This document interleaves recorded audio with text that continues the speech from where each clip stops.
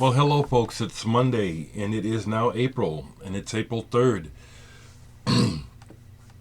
I have some reviews for you. I hope everyone's been doing well. In light of international news, I hope that people in St. Petersburg are okay. I can't think of anyone that I know that I can say a name of, but in my mind, the family of man is one, and when one gets hurt, we're all hurting, so no wonder the planet is in such dire circumstances. Let's talk about music. I received a package unexpectedly from Lamur Records. This is a label, European label, that has graciously in the past sent me stuff. They sent me two of their more recent releases, plus a t-shirt. I'll show it here.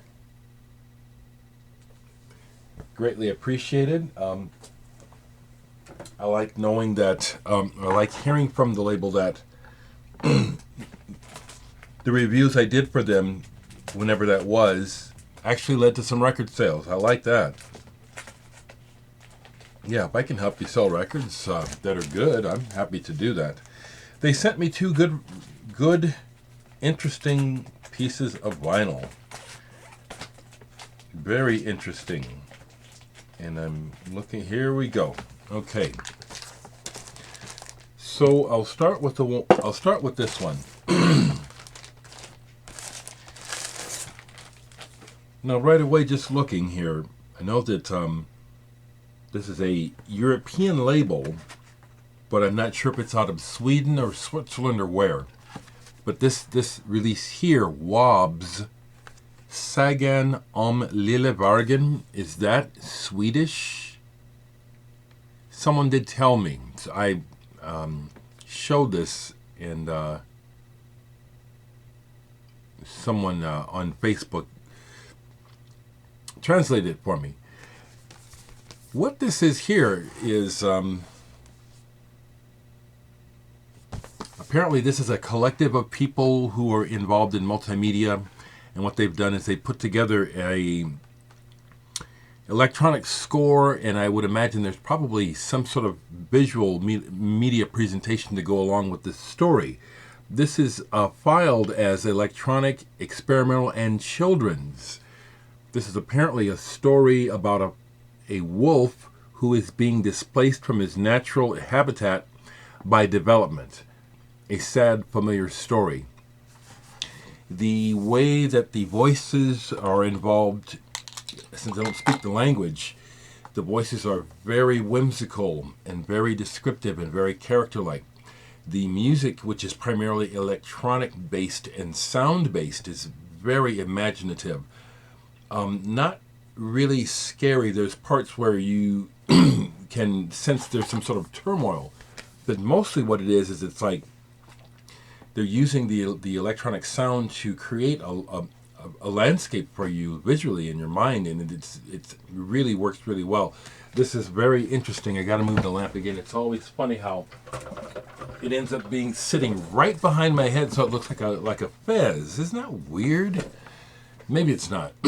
Maybe it's nothing. Maybe it's just me with my overactive mind. But to get back to this Lamur release, I highly recommend this for people who speak the language and are looking for a children's album. I love this. It's very imaginative. In my mind, this is the exact kind of healthy thing that I would want to expose my kids to, rather than a lot of that fake American. Yeah, I'm down on a lot of the fake shit about my country. I am. It has not made us better people. You know, look around you. Come on. So anyway, wobs, sagan lille vargen. I love this. There is one part where if I got to see the play or the presentation, it would help. There's a part where on side 2 where they're doing this extended vocal thing, which is after a while uncomfortable and irritating, but they're doing it for a purpose. It would be interesting to see what that purpose is. That would help contextualize that part of the record even more. But I highly recommend this. and the Lamur label in general. Small labels are doing interesting things. They also sent me the latest release by Slim Bick. I think this guy is from Switzerland. I looked him up and actually friended him online, and it appears that he does film work, sound sculpting, all kinds of things, as well as DJ work. The label had sent me his Barsuck EP, and that's what I had reviewed about maybe a year or two ago. I liked it. I really did. Thankfully, this new one I like as well. Personliga Artiklar. Personliga Artiklar. Personal article, maybe? I like that art. I like that artwork too. It's similar to the artwork on the other EP, possibly done by Rolf Karl Werner. Yeah, I like this. Okay, what is this like? This is electronic, dark, kind of drone based. References are Demdike Stare, Burial, deep drone but cavernous and deeply committed tones, and what I'm trying to say is that this creates a fully committed landscape that you enter into. I use the term dark because I think that based on the tones and the cavernous nature of some of the reverb and stuff, it can take the mind into that area. But it's also ambiguous enough that it can be spatial. It can set up a more of a sense of a deep field of space. Man, I'll tell you what, when I make these videos, as much as I like to make them, there is a little bit of angst, and that's what this is. Probably the coffee as well. So, Lamur Records, thanks for keeping me on your mailing list, and I hope that more people will check your label out and give this stuff a listen. I'll leave a link. The two best references I can give you off the top of my head today are Demdike Stare and Burial. If you like that stuff, I'm sure you'll like this. This is it's really good. It is good.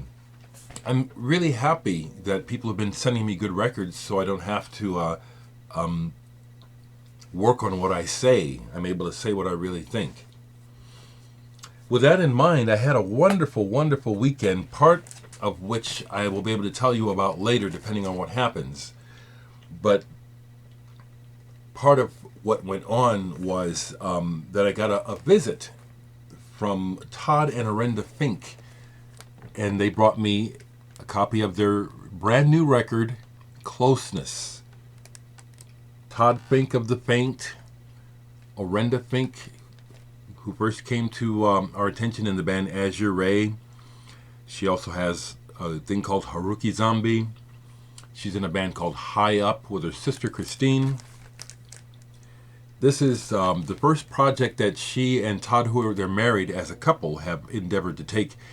And Closeness has a lot to do with this. I love this, number one. I'll get to the music, but I want to talk a minute. They had a scare where Arenda got really sick, something to do with her heart. Then we almost lost her. She almost died. She had a 12-hour surgery, and thank goodness she survived.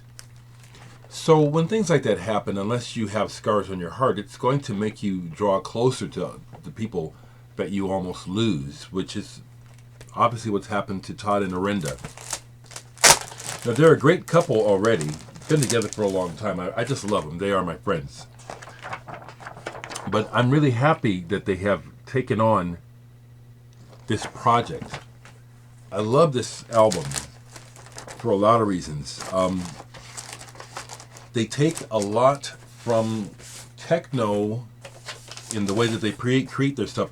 All the vinyl is on white vinyl, by the way.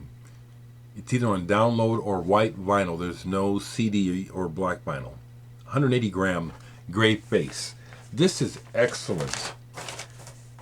It has the rise and fall of techno. It has the atmosphere of something maybe you would associate with Cold Wave or maybe Crystal Castles. There's even aspects of going all the way back to a classic 4AD like Cocteau Twins and This Mortal Coil in the sound of this album. I personally really love both of their voices, and they use effects to not all the time, but they use effects on the voice to heighten what it is they're trying to get across. This album is really personal, but it's also very cerebral at the same time, which I really like. When they gave me the record, and I listened to part of it with them, during the visit, I took a moment to read the lyrics because it makes a difference when there's a personal connection. With a lot of artists, they do want you to get the lyrics, and the first song is very personal. It's called More Romantic, and it's very much about them discovering each other anew as a result of the potential loss. But another aspect of this record is they do a cover, but they rename it, and I have the original. I want to just pull it to show. Just take me a moment here. It's right here. JK. There it is.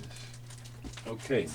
So on the album, they don't use the song's original title, which I think is clever, because when the melody comes, it's like, oh wow, they're doing that song.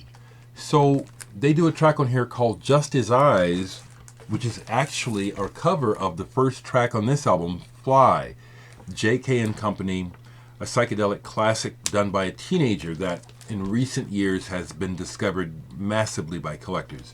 This is an original copy, and again, this is well worth mentioning that it was a kid to make an album so fully realized at his age back in the 60s. Amazing. And Todd and Arenda cover it beautifully. They make it their own song on here. Once again, this is something I can highly recommend that I personally love. It's something I really like. I kind of grilled them about their process because, I've been writing music for a long time, but I've had to teach myself basically, the process, watching, observing, listening. And they still do something that is still, I'm still in development, which is the creation of what Arenda called big moments. Still learning about creating those big moments. I know about creating tension and release and, making your pieces, go to a finale, a crescendo, that lets you know you're ending. But there's always more to learn. The weekend was very busy with a couple of projects that I hope to tell you about soon. I've alluded to them before. One relates to my 1-minute show on Adult Swim. I hope some of you folks have been checking those out. We'll see what's happening with that. I'll obviously have more 1-minute segments coming on Stupid Morning Bullshit. Okay, so today, lots going on.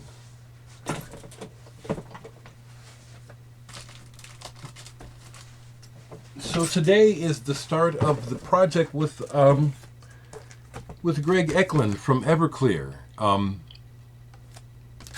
The Eklund Higgins 30 Days project that will culminate in a concert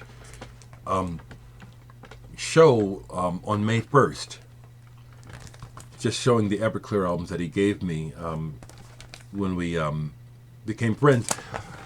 His wife works for a local art establishment, and that was how we met, because I'm an alumnus of the of the place. And, you know, her husband, Greg, when they moved here, was looking for people to work with. And he asked her, well,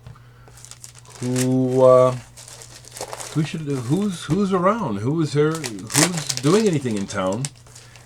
And I'm very flattered that my name kept coming up. You know, I mean, there's a lot of good musicians and all kinds of musicians in town. So the fact that my name kept coming up, which led to us meeting, I love that. I love that. I'm showing that these are the colored vinyl versions. This one also came with a red vinyl single. I must have put it out in the singles. I need to put it back with the album. The other thing I'll say is, quite honestly, when, as I said in the interview with Greg, for my taste, when this was happening, this was not what I would be spending my money on, but it always caught my ear. I said, oh, these are good songs. These are real songs. The main guy, Art, his delivery, very convincing, good songs, you know. So in a couple hours, actually, while this is uploading, I'll be headed over to Greg's to get started and see what we do. At this point, I have no plan except to take my bass. I don't even know if I'm going to take any pedals today, because the idea is to try to work every day all month. So it's going to be a process of discovery. I like doing stuff like this. Anything else? I think that's enough for now, okay? I did get a bunch more t-shirts finished because I had run out of the double XLs. I have some going out this morning. Okay, guys, make it a good week. Make it a great week.